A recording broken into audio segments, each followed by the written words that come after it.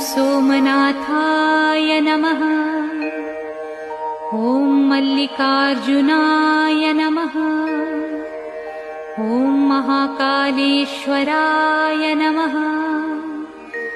ॐ ओंकारेश्वराय नमः। ॐ वैद्यनाथाय नमः। ॐ भीमशंकराय नमः। ॐ रामेश्वराय नमः। ॐ नागेश्वराय नमः। ॐ विश्वेश्वराय नमः। ॐ त्र्यंबकेश्वराय नमः। ॐ केदारेश्वराय नमः। ॐ भुस्मेश्वराय नमः।